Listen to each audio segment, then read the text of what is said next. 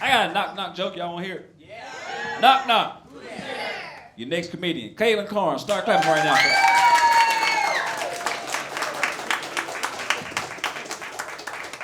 How's it going, everybody? Actually, you know what? Don't answer that. I'm sure you've been asked that enough. I hate when people ask me, how's it going? I don't know why I just did it. The thing is that there's one really acceptable answer and nothing else works. And that is, good. And if you don't say that, then you just signed the other person up to be your goddamn therapist. How am I doing? I'm all right. Oh, what's wrong, man? Except some people don't give a shit about that. You go to like a McDonald's and they're like, how are you doing? Not great. My dog died. What can I get you? Those guys are unfazed by fucking anything. I mean, they survived through the Travis Scott burger, I genuinely believe. You could come into a McDonald's and fire a gun in the air and they're like, do you want cookies or do you want the McNuggets? Mad respect to those guys. I mean, genuinely heroes. I love living in the South. The South is great. Not really. That's a lie. But Southern people are always very interesting because sometimes you'll meet some guy with a cool Southern drawl, and he's a fun dude. Other times you'll meet a Southern guy that's practically speaking another damn language. I'll walk up to him, and he'll go, and I'm like, oh, yes, of course. And I kind of have to use like tonal indicators to guess on what he's saying there. So hopefully he's not coming up to me and he's like, my daughter just got shot, and I go, haha, that's so funny.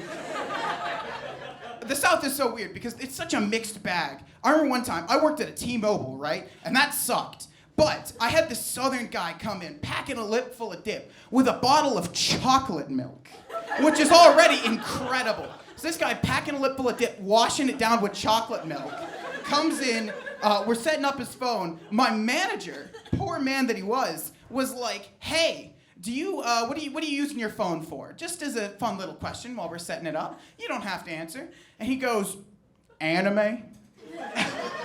And this guy proceeds to tell us about his favorite anime for the hour while we're transferring the data to his new phone.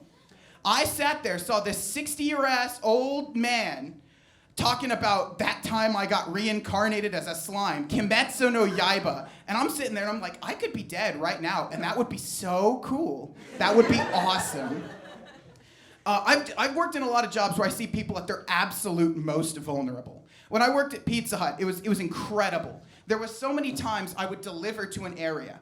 I'd come over, the door would swing open, and the stench of weed would drop kick me. After I take like psychic damage from just how strong the scent of weed is. One guy would come out and be like, you got the pizza? Yes, I do. That'll be $52 for your 2 pizzas because it's Pizza Hut. Oh my God, get better pizza. And he would go, yeah, okay. And he'd hand me $52 in ones and with exact change. And I'd go, here you go. And he'd hovel away like Gollum from Lord of the Rings off to eat his pizza. Let's see, I also worked in Postmates, and that one was interesting. Postmates is wild because you never really know what you're gonna be delivering. You could be delivering McDonald's, anything like that. I did it for a while, and then I realized that nobody tipped me, and that started to bother me. I'd get pretty mad. I'm like, am I doing something wrong here? Am I fucking this up? Turns out, right, it started to click. I realized that instead of it being that they don't want to tip, it's like this. You ever had a period where you're really turned on? You're like, God, I should text my ex. I should buy like a flashlight or something. You need something. But then when it finally comes, you get that post-nut clarity and you understand things. When you order $100 worth of McDonald's nuggets, you're in that feral state. You're like, I need those nuggets. But when the food arrives and you've had that post-food clarity.